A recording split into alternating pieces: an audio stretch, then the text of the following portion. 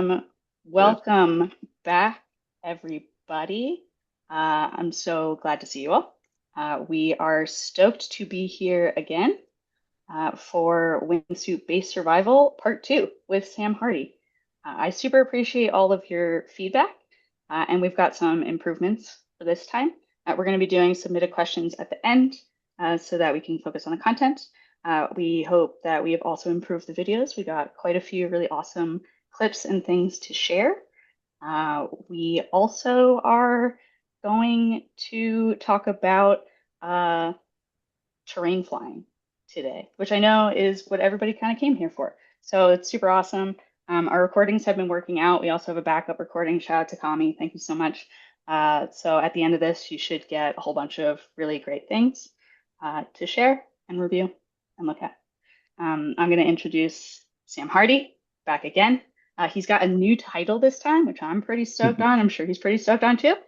Previously, Chief Instructor at Learn to Base Jump, now owner and Chief Instructor at Learn to Base Jump and Wingsuit Base Camps. So congrats, Sam. Stoked on you for that. And yeah, pass it to you. Thanks for all your hard work on this. Hell yeah. All right. Yeah, seminar two. So I'm pretty excited about this. And just to state a few things from the very, very beginning. This is very much a team effort. So everything is done between Lisa and myself working really hard over the last month. We've had lots of meetings, even up until this morning when we were freaking out, trying to get things all correct. So yeah, I just want to show appreciation to Lisa because this would not happen without her at all. So congrats, Lisa. All right, let's dive straight into this. Okay, so the objective of this seminar is really, really simple. We are going to deconstruct how to safely terrain fly, and I'm going to try and pass on as much information and shed as much light on the topic as possible. Ultimately, so we do not see the same mistakes getting repeated in the future. Okay, and the way I like to sort of approach this is what we're going to do is we're going to identify patterns that happen. We'll diagnose those problems and then we're going to adjust the process to achieve our goal, which is ultimately just being much safer in the mountains. Yeah. So this is all about terrain flying. I'm really, really pumped on this seminar. I hope that everybody leaves here with some knowledge because that's what it's all about, right? So let's go back. We're going back. We're going to go back to like the 2000s, dude, when life was sick and simple. Okay. And at that time, there was a young Frenchman, obviously, who did something that no one else had done before. And little did he know at that time, he was really carving the future of this sport. And his name is Louis Jean Albert. And he set the benchmark for what was possible with a wingsuit in the base environment. Something I like to think that he is just etched in the history books. And I always like to think that when I watch the video that we're going to watch in a second, he probably went something along the lines of, or a thought of his was, why are we trying to fly away from the cliffs? Instead, why aren't we learning to fly with them? So that's kind of like the philosophy that I feel like he has shared along with that. So we're going to check out the video. It's super sick. He flies past a group of skiers in the French Alps. And then he does this thing where he looks down at his shadow. And this was the moment in time when everyone who watched it went, fuck yeah, I need that in my life. Let's fucking check it out. Of course, he was fucking French.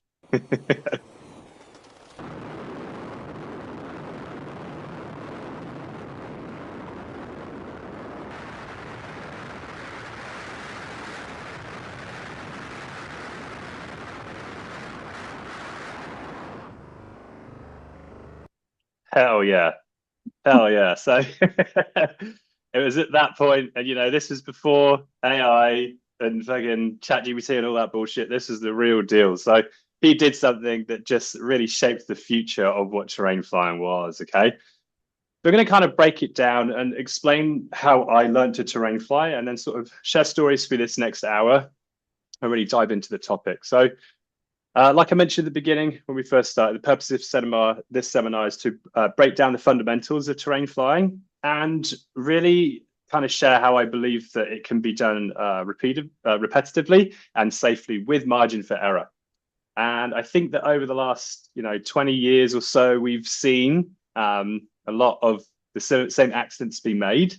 And I think now what we need to do is really kind of understand the reasons of why those things are happening. So as a very simple example, if you imagine when the first car was built, drivers were driving them and they just like crashed them and kept dying, you wouldn't just carry on crashing the cars and dying, would you, you know? So that's why someone really clever invented these things called brakes. And they did that to prevent the crashes from happening over and over again. So if we take that sort of very simple and basic methodology into wingsuit base, people keep crashing.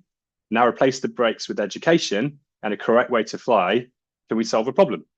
So I believe that we can sort of adapt that and try and shed some light on it as such. So this Yeah. is not about sending the biggest lines or copying what others have previously done. You know, you think about some of these amazing flyers out there to date now, like Tomic and Lucas. They're doing some incredible things in their art form, but they've devoted their lives to it. They don't drink, they eat super clean, they exercise, they train really hard. So where you see them coming from is a lot of training. And that's definitely an angle and a direction to start with this. So what I'm going to start sharing is some understanding the components, which we'll kind of dive into in sections through this seminar. And then I'm going to try and give as much information, which will be delivered by numbers and explanations and stories to sort of show a bit of a method to this madness. All right. And fundamentally, I like to think of terrain flying or wingsuit flying is all about managing energy. So it's about flying with margins, with non-emotional decisions being made. It's really structurally calculated. And we want the objective to be to repeat lines safely and repetitively all the time. So everything I'm sharing through this next talk is didn't come through talent or confidence. It came through making mistakes, almost paying the price for a couple of them, and then deciding really how to understand how to truly fly safely in the mountains. Came from a lot of hard work, committing my life to building a repeatable formula, which I really just want to share with everybody today. And this is my outlook on wingsuit terrain flying, sorry. So go back a little bit. There was two lessons that I learned in the very beginning, which basically almost cost me in my life, and they kind of stayed with me. And I'm just going to share them really quickly to sort of paint a clear picture. So lesson number one, I'll just break it down in my head of how I remember it, was super early on in my career of wingsuiting. I hiked completely the wrong way on a huge trail to a very, very big jump. Because of that, I drank all of my water. And when I got there, it was super, super windy. And I ended up jumping in pretty, marginal survival conditions. I had a shit start because I was tired. And then when I flew around the corner, I was in really high glide, knowing that I needed to make it over this ridgeline or you would just splat straight into it. So during the flight, I kept higher in my glide, which lowered my horizontal speed. And I literally just made it over the ridge, like full stress. And now I had nowhere to go. The ground was coming closer to me. I literally couldn't do anything except, basically just shit my pants and hope for the best. It's a horrible position to be in. But something that I did do at that very point is I sacrificed all of my altitude, which I would refer to as safety, and turned it into speed. So my horizontal speed. So sacrificing altitude for safety as such. It was a really horrible feeling of vulnerability and no control, nor did I understand what was actually happening. So that was the first thing that kind of shook me up early on in my career. It was just horrible. I can remember it very, very vividly. And the next one, which happened literally 2 weeks after, obviously, was a jump down in the south of France called Redline. And the beta on the jump was pretty simple. The exit's really good. The glide is a bit flat. You can buzz your friends on their cars, which was the sick part. It has a mandatory low pull, and there's power cables and a river in the landing area. So on paper, it kind of like was a bit sketchy, but not knowing what we were doing and kind of going, let's just make this up. We went and did it anyway. So on that day, we planned for 2 jumps to do that day. And after landing from the first one, we were like, we're never going to do that jump again because it was too much. So throughout that flight, from the moment I exited, something was wrong. The visuals were off. It was that same feeling that I had before of that vulnerability, loss of control. Ground's getting closer, couldn't do anything about it. And I could only really just hold my position and be like, "Ugh, this is all I can do. So it just wasn't really that a nice way to learn. So with these two experiences sort of compiled together, it was really pivotal for me at that moment to basically figure it out of what I was doing. Because if I was going to sustain doing this in this manner, it was, obviously not going to end super well. So I think we have a little video of the red line flyby. This is more just kind of showing what it was like. So this is GoPro 1 or 2, super pixelated, but this is the flyby after basically almost going for the whole flight. Kind of had this sick flyby at the end where you get to buzz your friends, and then there's the mandatory low pull with the river and the cables and the trees and stuff like that. So yeah, I don't know if I go back there and do that jump, but it's pretty scary. But it's Yeah, I good mean it's because interesting because it's like it's literally the time in your career where you basically realize like I'm not doing this sustainably. yeah, yeah, totally. And just to recognize that was the biggest thing, I think. So the way that kind of came about is after these experiences, these two, I was just like kind of frustrated. I didn't really like what was happening. So what I tried to do was essentially like reverse engineer terrain flying as I see it. And my relationship with extreme sports really did kind of stem from an early age when I go out rock climbing with my dad, and I, used to love learning about the ropes and the carabiners and the anchor systems and learning to sort of have movement on the rock. But I was so blind in this new sport and had no mentoring. So I really just needed to mentor myself. And that was the driving force there. But bear in mind, was very, very young. I was early in my 20s, zero guidance in the sport. And other people that were also in the sport at that time were kind of just all figuring it out. There was no rules. It was full Wild West, which was obviously the very attractive part. No social media and very limited videos on actual lines in education. So I did feel that at this time I was kind of pioneering terrain flying, at least for myself, and trying to come up with a way to do it. So what I did was this. This is kind of where I went a bit nerdy or autistic with the whole thing. Is after those two really negative experiences, I went home. I was living in Chamonix at the time, and I started mapping out all of the terrain lines that kind of felt good. So I had a load of them that I could go and jump. And these were the lines that I just kind of felt super fast on. I felt relaxed. I felt like I had movement and range on. So I would quote to them like, I feel good on this. So what I did was I used Google Earth and I measured the line's horizontal distance that was flown and compared it to the altitude that was lost during that time. From that, I could calculate my glide ratios of the lines that I flew. And simple mathematics basically gave me pretty rough numbers. Then I did the same thing with the jumps and lines that felt sketchy. So red line, I mapped it over there. The high jump where I got lost, I mapped it over there. The ones I didn't enjoy that kind of felt out my range and I felt vulnerable on, I kind of put together this spreadsheet and it had all these names and these lines and these numbers. And I start to build this guide for everything. And the pattern that I saw was literally impossible to ignore. So all the lines I loved, and I just wanted to be, felt really comfortable, like I had tons of speed on. They were all roughly between a 1.7 and a 2.2 glide ratio. So every line that made me feel really uncomfortable, where I was like, oh man, this just doesn't have the same sort of feeling as the other ones that made me happy, they were all above a 2.4 glide ratio.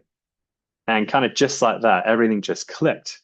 Like I just had the biggest kind of epiphany and had figured it all out. And the bottom line for me was this. So if I want to terrain fly safely, I must only fly lines that are between a 1.7 and a 2.2. That's my absolute hard deck. So yeah, kind of fast forward a little bit. I remember calculating all these lines one at a time, and I'd be like writing them down. I'd be like, oh, cool, I'm going to check this line out and write all the numbers down. And I'd be like, oh, I bet this one's like a 1.8. And then for sure, the pattern started to show. It was like I sort of cracked the code to terrain flying, and I had something to work with at this point. And it was more about understanding what I was doing with numbers rather than just the feeling. So I managed to calculate it to numbers. I had this epic spreadsheet with everything that I could kind of track my progress on. And then From there, every new jump or every new line that I went to followed the same process. I'd bring up the line on Google Earth, I calculate the glide ratio, find out the average, and if it didn't fit into my known performance brackets of 17 to 22, that was comfortable. And I knew that I could change that and go for a slightly lower line or something with lower markers, and that would keep me in that range. So I was lucky enough at that time to be able to train this on over 500 jumps from Brabant and the Aiguille Midi over a handful of years. And that's really where I kind of built this portfolio of terrain flying from. Fast forward to now, and I can apply it to new lines and have a pretty good feeling on how to do it. So yeah, well, I think we're going to bring up a video just here. I'm going to just talk through it. So this is an exit called Aiguille de Belna. It's in the French Alps, as all great base jumps are for the wingsuits. And finally got to jump it last year. Been trying for years to get it done, and to sort of break it down for everybody that's watching. I did all the homework beforehand, and I got the results. So it's a climbing mission, 2 days to get up there. Subterminal right-hand turn with climbing gear, ropes, carabiners, and everything. What we're doing here is we're just trying to maintain a higher glide ratio, but keep the speed in. So around like a 2.4 here or a 2.5. And all I'm doing is I'm maintaining. And at any moment right now, I'm going to bank down, lower the glide ratio as much as possible, and start to generate faster horizontal speeds in that 1.7 to 2.2 feeling. And its connection is about here. And now it's just about sustaining that speed, which is pretty easy because I have range and movement to go up or down as well. And then rather than taking the deep line through here, kind of take a bit more of a shallow line where I still have range if I need it to get a little bit closer to the ground. And punch it all the way home, slowly higher the glide, and we are out of there. So it's kind of like where it's kind of taken me over the years of building this sort of portfolio and understanding. And that's really what I'm going to try and share and sort of deconstruct today. So just to sort of like concrete in that last bit of this and understanding before we dive into the juicy bits, there was another really big thing that happened as well. And I would kind of refer to this as like the fly sight breakthrough. I'm a really kinesthetic learner. I'm very hands-on. The only numbers that I had terrain flying were this sort of 1.7 to 2.2 that I just started calculating using Google Maps. And then once the fly sight sort of was out and we started using that, I went out and tested it on a bunch of different angles flying. And then what I noticed is that my fastest horizontal speeds were actually in a certain glide ratio, which happened to be 1.7 to 2.2. So then I started to connect these dots. I'm like, oh, so I was just flying like this because it felt good, but it felt good because I was also flying the fastest horizontal at the same time. So I had another breakthrough with that when I connected the two things together. And with that, it meant that speed was energy, and that energy meant range. So range to be able to avoid trees, range to dip down a little bit more to get a little bit more pitted in a line, or range to completely abort it and head towards the landing area. So if I needed to clear terrain, it was like really, really easy to do. And I just had range of movement to be able to flow down the mountain a little bit differently.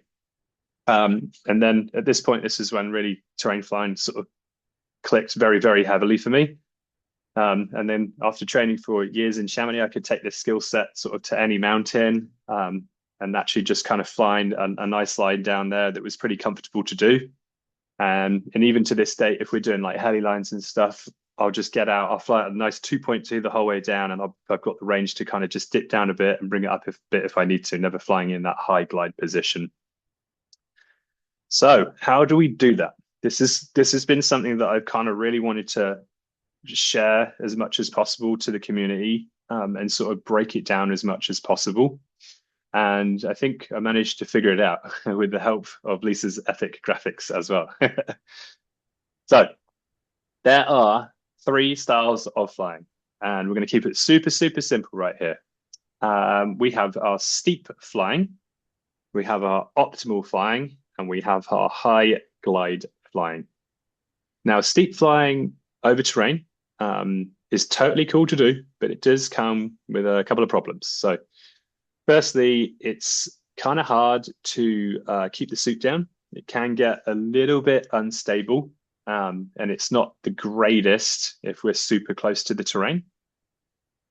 Second thing is that if we are pretty steep flying on terrain, the air can flow over the back of the suit. And this kind of gives that potato chip effect, something that in aviation we refer to as porpoising.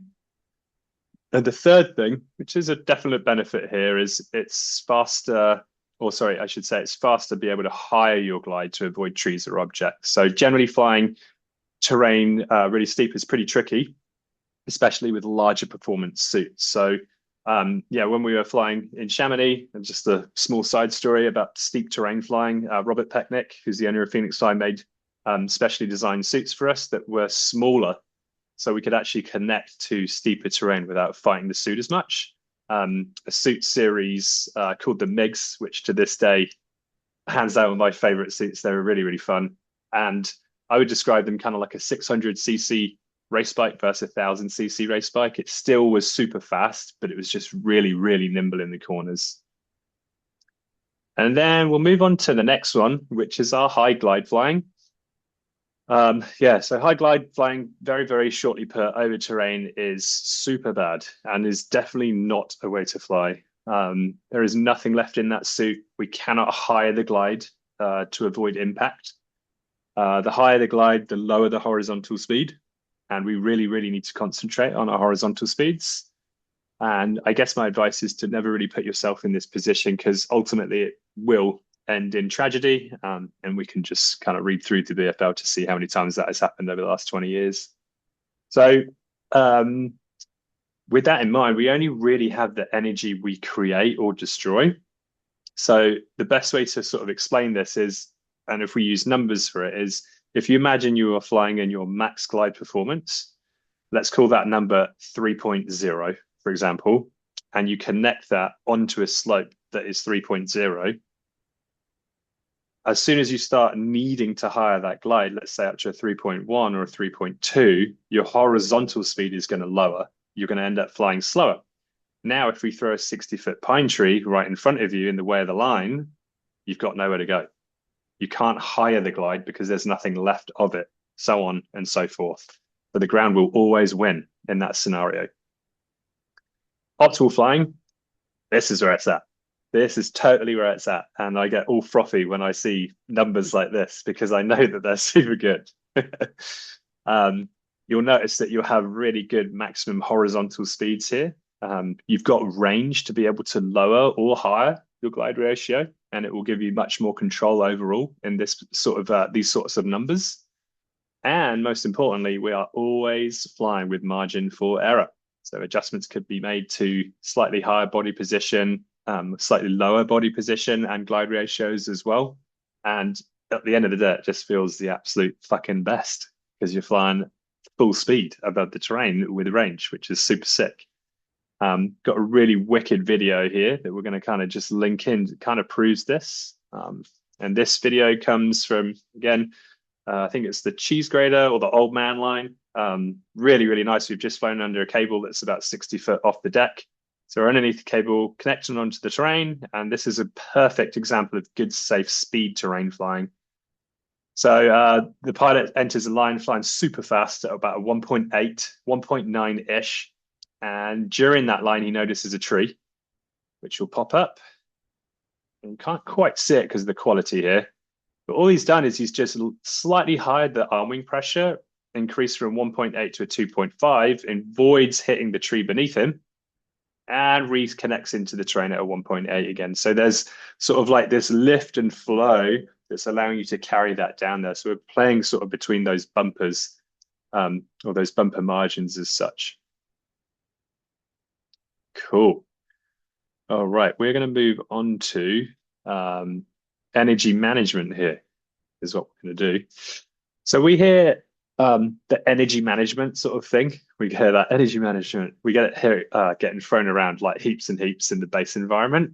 But I think we need to like actually understand what it means. So within wingsuit base, energy management is critical because once leaving the cliff, we don't actually have an engine.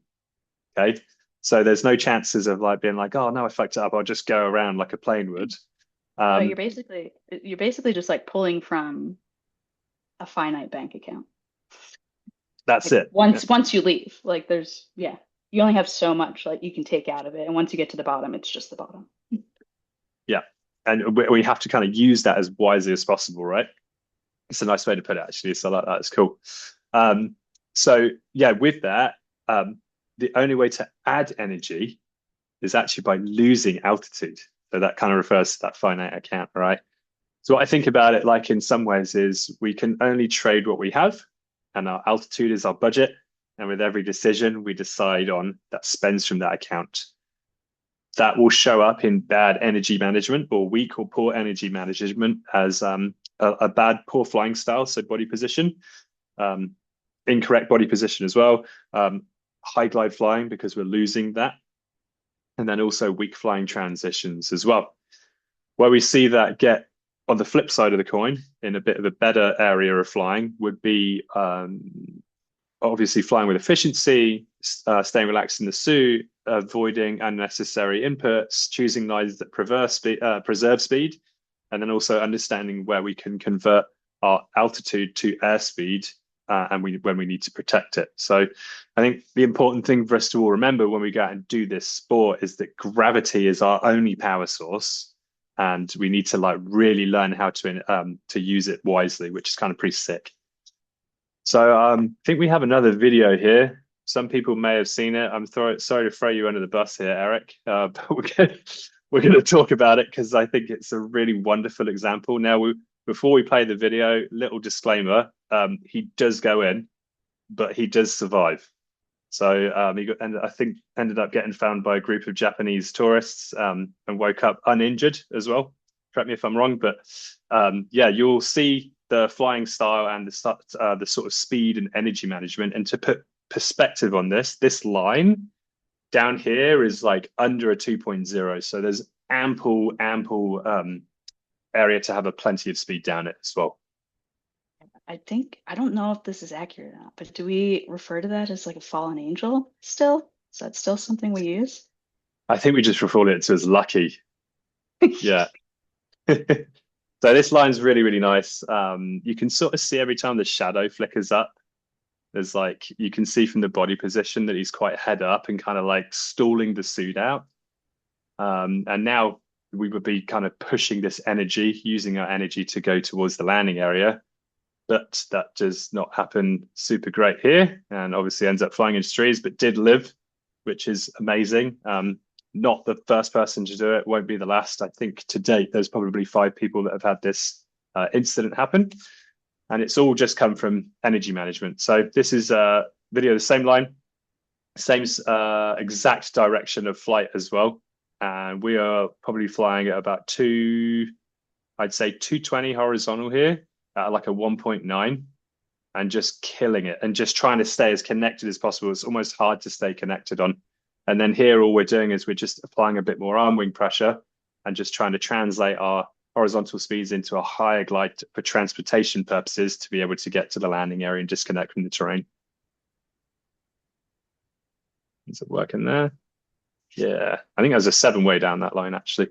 There's like 5 more people behind us. Yeah, cool. So I think it's like a really good sort of comparison to show those 2 videos. Obviously a little bit scary, and yeah, it's just we don't want to sugarcoat too much when we're talking about this. So we want to prevent that from those things from happening in the future as well, you know. So we kind of spoke a lot about discussing optimal flying, steep flying, high glide flying, energy management. So we're getting into kind of the thick of it right now. And I know that I'm just being conscious of the time as well, because I know that we've got a fair bit to go through. But I really want to talk about the high glide and where it's appropriate, because there are places where for having high glide is appropriate. It's not like it's always bad. Okay. I don't necessarily like to use the words because I'm like, they kind of make me feel a little scared. I'm like, you want to be like flying super steep and doing it like that. But there is a place to use it. Okay. But what coincides with that is having good energy management either before or after. So there's a place for it. And I kind of think about it like this. Flying high glide should only really be done if you have access to outs during that section.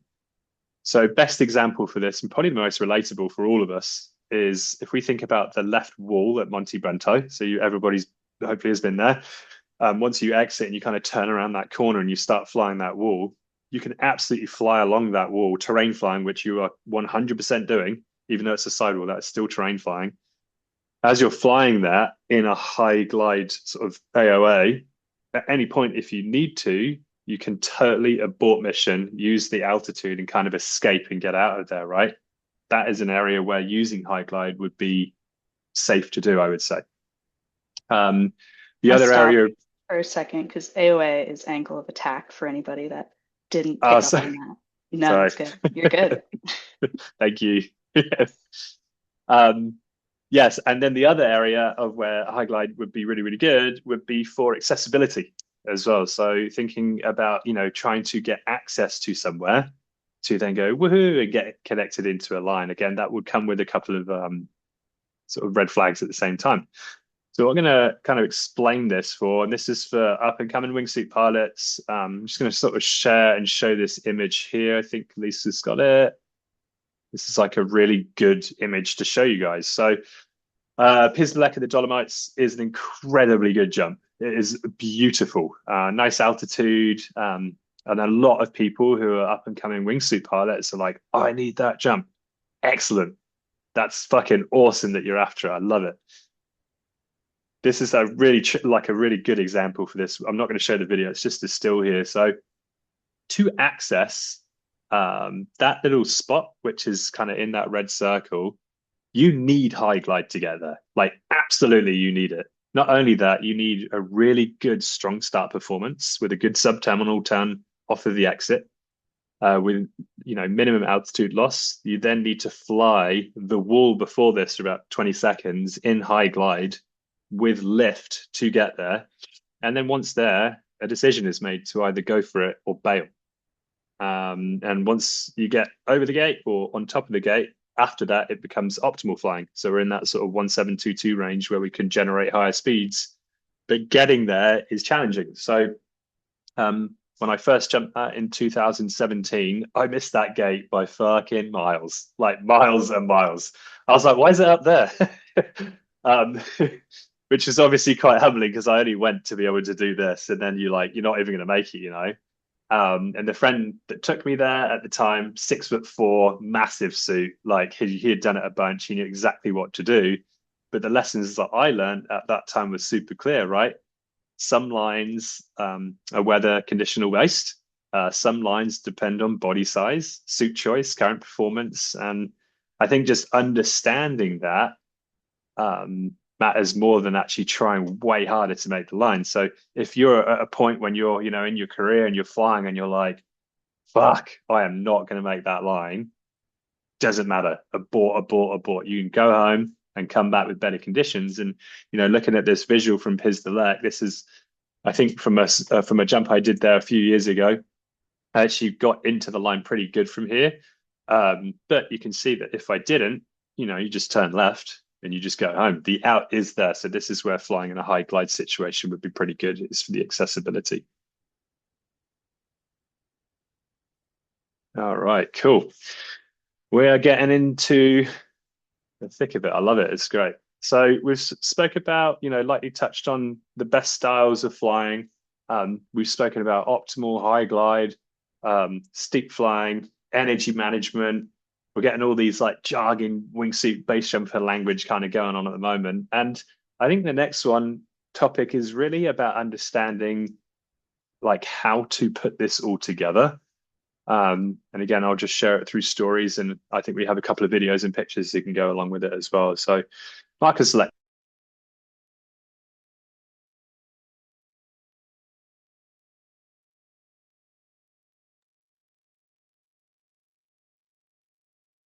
Yo, Oh God, I fucked it. what happened? I don't know.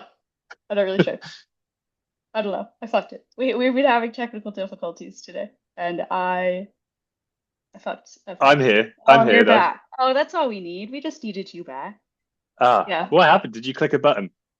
I think I did. I think I clicked a button. Yeah. I was like, not again. I'm crushing it. Yeah, you guys should have been around for my whole week. It's been going really well. Are we?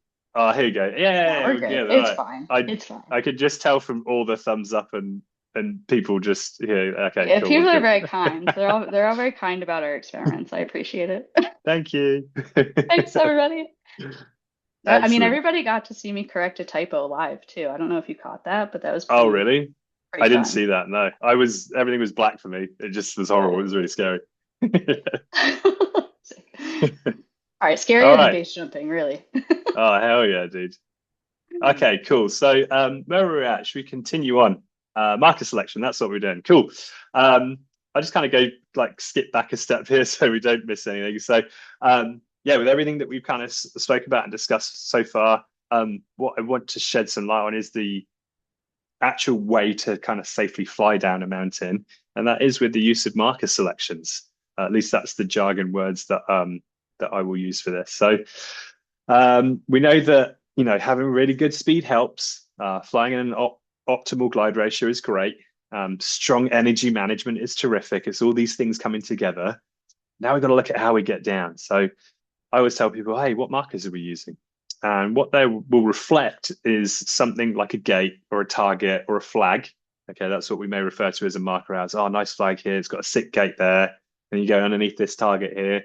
And on that line, it's only ever really going to be like a rock, a tree, a post, a house, something super obvious, section of a road. Okay, something that is really recognizable when you're flying super fast.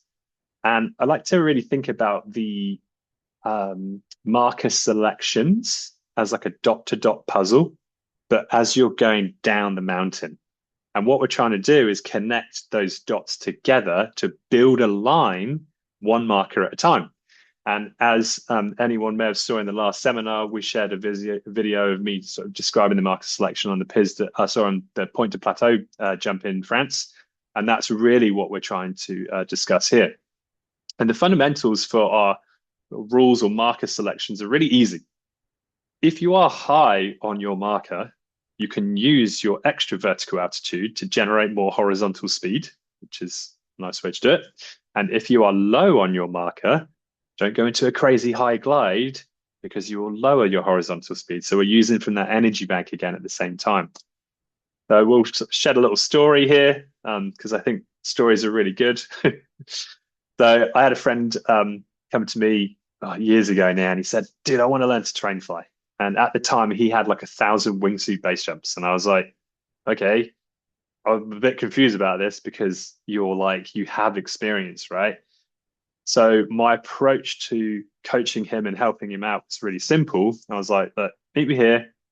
We're going to do this exit in line for like 4 days." And he replied like, "We're going to train on the same jump 8 times." And I was like, "Yeah, bro, you're going to fucking love it. I promise you, it's going to be sick."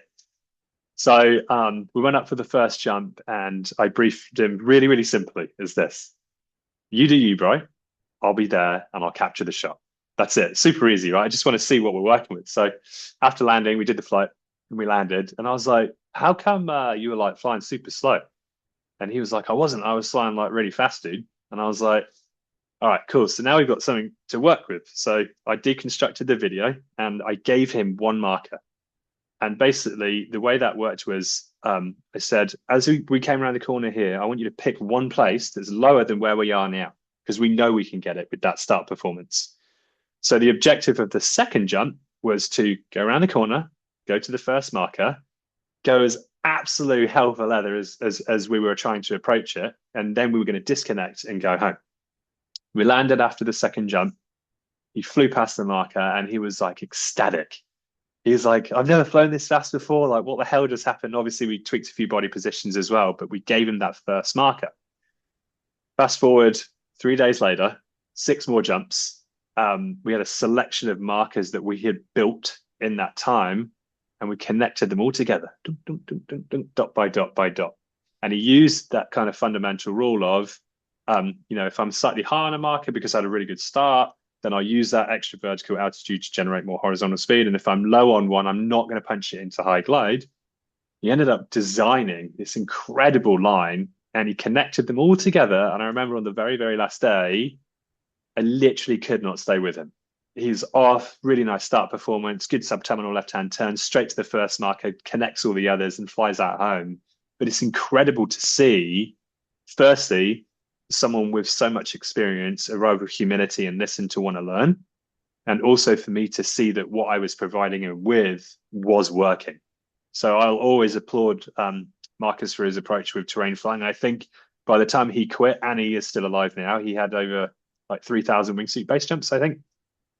Very, very minimal incidents or experience. He's really the perfect sort of story and poster child of what you can do and what can be achievable.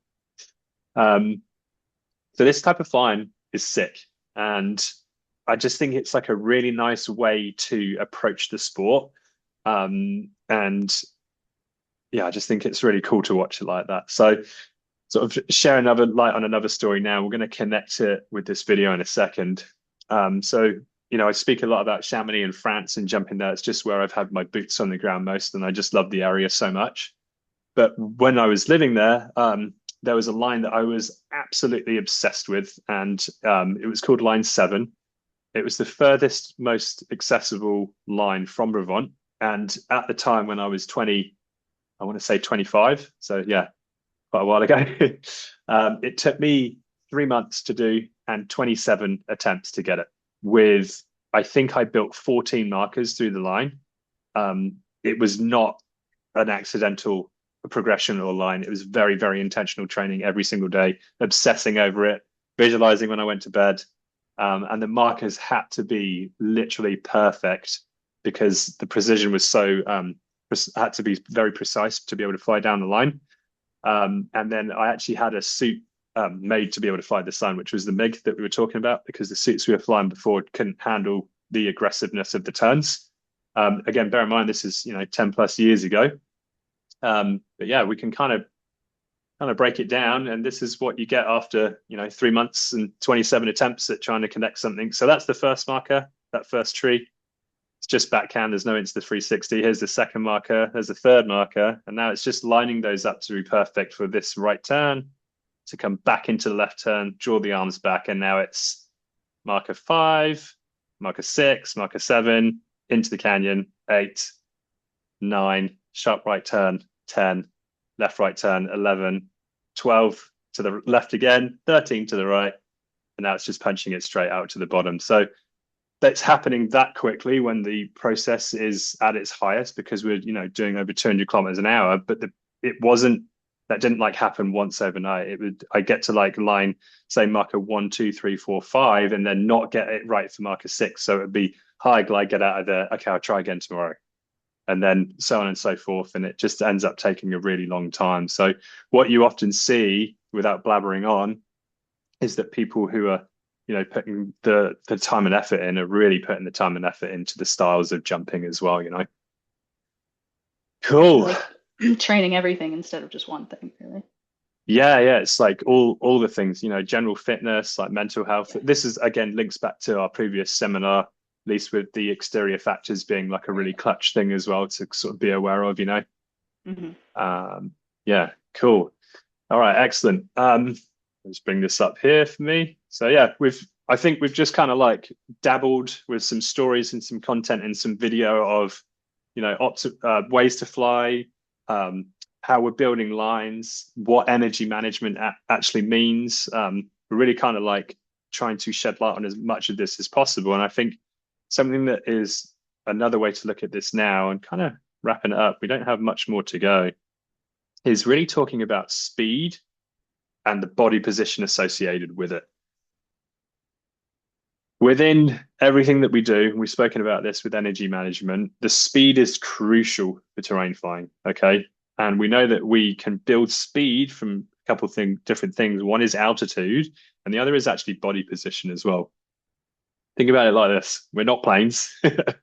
Planes have fixed, rigid wings. They're calibrated with numbers. They're super reliable. We are like these mushy, malleable, soft things in comparison, So how can we make our speed as fast as possible? And it really comes down to having a super, super good body position. So my tips that I like to give people, for body position. They're really simple. This stuff is pretty easy to do. But if you're really trying to achieve faster horizontal speeds and more performance-based flying for terrain flying in the 1.7 to 2.2 range, we're not talking PPL performance skydiving here. We're talking wingsuit terrain flying with margin and energy management. First thing is going to want to be our leading edge. So you can kind of see with this wingsuit here, and I'll shed some light here. Maybe I can kind of move back slightly. Is back in the day when we had these wingsuits made, like the first ones, the leading edge was like this. Okay, it's like a bent aeroplane wing that looked like this. And we used to have to hold the gripper like this. And you remember seeing all these old suits. What we'd end up having is a slow suit because our leading edge was super bent, right? Fast forward to now, what's actually happening is we've kind of turned our arm up into this position. We're trying to force our elbow this way so our leading edge is as straight as possible. And we've made the grippers a lot more ergonomic to fit our palms so we can stretch out the wing rot into that edge of the rib down the side there.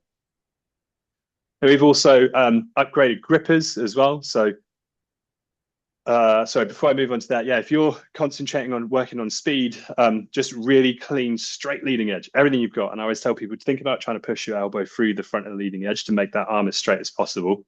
Then with the grippers, don't get lazy with them. They're our Right. ailerons. They help us turn, they help us bleed off to lower our glide if we need to. We can increase it for more performance there. I would always have these nice and tight outwards and flat as well. So that's another really good thing to remain that, to have that tension through the wing roll side of the outside ribs here. Then another big thing is, or third thing, is actually our hips and body position. So a lot of people kind of, I know this is like probably the worst thing ever, but like if we imagine that this is our head here and this is our feet here, a lot of people fly like that. So they Mm. had this kind of chest up air brake here where the relative wind or our angle of attack is kind of cut in half. Planes don't fly like this, do they? Imagine if you saw a plane bent in half like this. They are completely oof, flat like this. There's something you can consciously do to sort of increase that speed is, well, there's two ways to do it. You can either flick yourself in the dick, which goes huh, and lifts your hips up, or what you can do is imagine kind of being very flat, like you have to kind of walk through like a very small gap and try and keep everything in that position. So it just anything just slightly de-arching as well. And then fourth thing would be just having the legs as straight as possible. So all that power is coming from the legs. All that driving force of the suit's really coming from the power and energy in the legs. I'll know that after doing long hikes into the mountains, I go to straighten my legs, and if my potassium levels are low, I start getting cramped up, and I'm like trying to smash magnesium as well.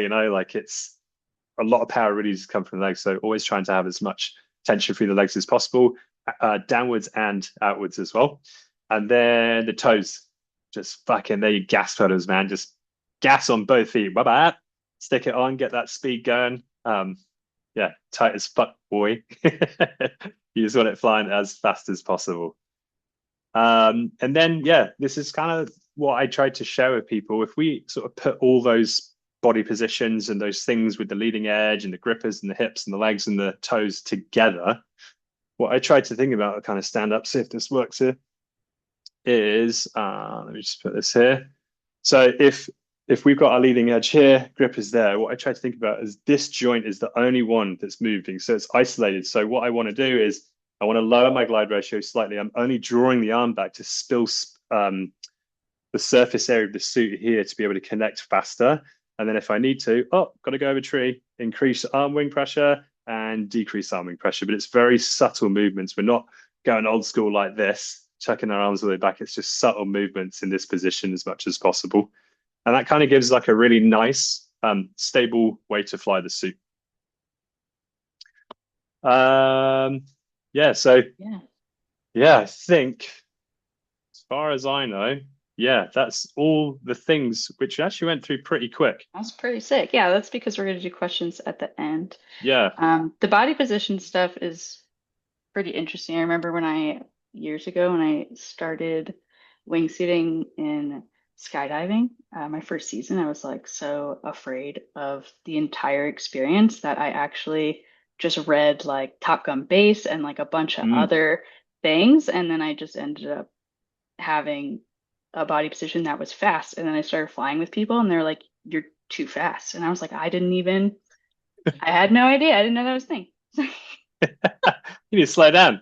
It's fun to play with, though. It's a fun experience to play with the different body positions and what they can do in a wingsuit in the skydiving environment, at least I think. Hell yeah, because that's that's the training Yeah, area for where we want to do everything as well. yeah, Is in that environment and then take it to the base environment. yeah. Sick. All right. Yeah, We do have some questions here that I think are pretty sick, good. mate. Cool. So I'm gonna go over them. I'm gonna apologize. There's some really awesome names that I hope I pronounce well. So we got one from Michael Kagumas. When talking about speed, do you use horizontal speed or total speed, and why? Hmm, that's good. It's tricky. Honestly, I'll just be honest about this. I only use horizontal speed and glide combined. I've never really been that interested in trying to use total speed. I guess that's just like the way I learned to do it. And yeah, I just wanted to keep it really simple because it's very obvious. Like my glide was high, so my horizontal speed was low. And then when I started to change, and those two just worked together quite well. I never saw the total speed helping me, I guess, in through that sort of part of my career with it. Except when you do total speed, it just sounds faster. So yeah, I mean, sounds epic. Yeah, yeah, yeah. yeah, you're Yeah, I like, oh, this is noticed going there so quick. was like no total speed in the presentation, so thought that was an interesting question because clearly you have a Yeah, preference. Yeah, yeah, and again, I never would say that it's right or wrong. It's just the way I did it. So I'm for sure some people who use total and they'll be able to see it and configure it differently, and that's totally epic as well. yeah. Cool. We got our next couple questions are from Sheetal Muhajan. So what terrain features do you feel like are most deceptive for first time or newer wingsuit base pilots? Okay, that's well, probably the first thing I think I always sort of talk about this with people is just again to go to high glide. That's like a super sort of deceptive thing for first time wingsuit pilots. Like, don't get used to kind of flying in that range. Again, we spoke about where it can be used. I think there's a place for that technique to be used, but yeah, also not to be like reliant on heat and thermals for flying to obtain different lines. We're not paragliders, and typically, if you're like trying to get somewhere, if there's lift, there's always going to be sink near it as well. They kind of go hand in hand. So it's always better to sort of fly in like optimal weather conditions too. Yeah. And I think in part three, you'll talk a little bit about weather and maybe gear too. So that'll be cool. Yeah, yeah, Yeah. yeah. That's for sure coming up. Yeah. Cool. I really love this question. What are the biggest myths about wingsuit-based survival that people seem to believe? Uh, Biggest myths. I reckon there's probably one that stands out for me. Actually, just thinking about that would probably be when people trust their numbers like way too much. Like that's there's obviously people like Hartman Rector who have an incredible amount of experience and are very good with numbers.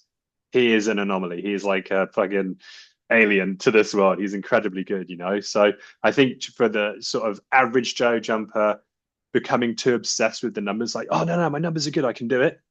That sort of expression that we hear, they don't always account to everything else because we also don't. So we would also need to take into account like start performance, wind, heat, visuals, like the exterior factors we spoke about last time. There's a lot of things that sort of come into play, and I think that that's a little bit of like eh, people trusting them too much. Mhm. Yeah, Yeah, and makes sense. I'm talking like meter to meter, but when Right. I say this, or like foot to foot, I'm not talking like 50-foot difference because that's fine. You can trust those numbers. Yeah. Yeah. I mean, yeah, the difference of having margin versus like not having any margin or trying to do things without margin just based on the fact that it's happened before and the data shows that it's happened before. Yeah. That's when you could use, like if you're repeating lines, you go, hey, look, I'm high on the marker. So my numbers are better. Like you know that they are if you're high on your first marker, right? And then you can Mhm. translate your altitude into faster horizontal speeds. Yeah. Cool. All right. So, I mean, when you're doing all of this analysis, Yakub Dulay is curious if there are applications that you use to analyze flight terrain, and I think you noted Google Earth. at some point in this seminar. Yeah, hell yeah. I mean, that's kind of like a cool thing because in this day and age, like the use of like lasers attached to Android phones being able to actually mark out actual terrain profiles is becoming normal, which is great. Then we can overlay fly site data onto it. So to answer it, yes, there are applications. Typically, I just use Google Earth to sort of kick things off to get like a sort of average feel for maybe a line that I'm after. And if I don't have the ability, I'll create like a terrain profile on something like exit eval or baseline and go from there. And it's really like there's no there's no like how-to guides on which apps to use and how to do it. You really kind of need to learn off of someone else who's doing it already, or just pioneer it for yourself and go and use your fly site data and run it across a couple of tracks and see if it works out like digitally, not Yeah. like see if it works out like physically. But yeah, Yeah. there's definitely applications and things that people are using and becoming really, really good at as well. Yeah. I mean, speaking of Hartman, right? Like he's super Yeah, into all that stuff. Yeah. yeah, It's like interesting. watching his stuff, I'm like, fuck, dude. Yeah. Like I'd throw rocks, and that's what I do. Like, and he's just like got all these. I don't even know what it is, dude. It's crazy. So yeah, ask Hartman. Yeah, go ask him. Funny. Okay. Uh AOA, angle of attack. Yeah. Kyle Jones is curious. Interesting question. Can you discuss the general confusion on the term angle of attack, which gets used in skydiving and base anytime you're doing any type of angle, wingsuit flying, things like that. Angle of attack is Yeah. I part of the guess. conversation. Okay. So I mean, I'll try and well, but firstly, I guess in layman terms, AOA or angle of attack, the way I think about it is how much you're tilting your body into the oncoming air. That's basically your angle of attack, right? Like layman terms.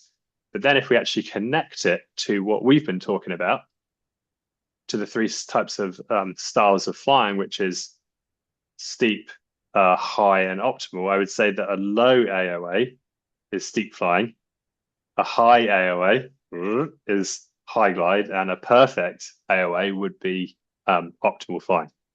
So yeah, that would be my sort of take on it for angle of attack. Yeah, cool. And I think for today, this might be our last one. But we got Alden Begness, and he is curious if you think it's important to know how to exit in different positions, maybe different angle of push, and then be able to like adapt your exit techniques based on what you're exiting from, solid rock, grassy surface, etc. Yeah, that's actually a super good question. 'Cause X performance, again, we'll probably talk about, well, we're going to talk about that in the next seminar. So this kind of leads us in pretty good to that for that one. I would say like straight off the bat that the angle of the push or exit angle never really changes that much. I think that once people kind of get into the swing of wingsuit base, they've built up experience, and they kind of get their exits dialed, they usually just keep it the same. And then maybe what you'll do is add like a little bit of arm wing pressure to be able to increase the start performance. Um, that would be one thing. But I guess like where that would change, and I'm thinking about this from an outside camera point of view, like if I'm chasing a student who's doing their first wingsuit base jumps, or they're in a smaller suit and we're going terrain flying, I'll adjust my start to meet theirs. So if they're in a small suit and I'm in a medium suit, as I exit, I'll actually kind of bring my knees up to my chest and kind of cannonball off next to them to be able to stay with them to get the shot to then kick into flight. So that would be definitely where it changes. What was the other thing? Slippery exit, rocks, or a solid exit. Oh, well, firstly, yeah, I'm trying to be on like a slippery wet exit. I would probably just try to not be on it in the first place. Would I adjust my power in the push? I probably would. I wouldn't be trying to explode off of it and push as hard as possible and try and having a really, really quick start. I'd probably kind of just etch the power back slightly. And then I guess other places where it would change as well would be if you were jumping in like a light crosswind, which obviously will happen at some point. I always like to kind of do this thing called the salmon. That is when I would adjust my body position. So when salmon swims upstream, and he jumps up the weir. He goes like that, trying to go. If I'm jumping in crosswind, it's just a technique. Is I'll keep the arm wings and leg wing closed until my relative speed beats the crosswind speed.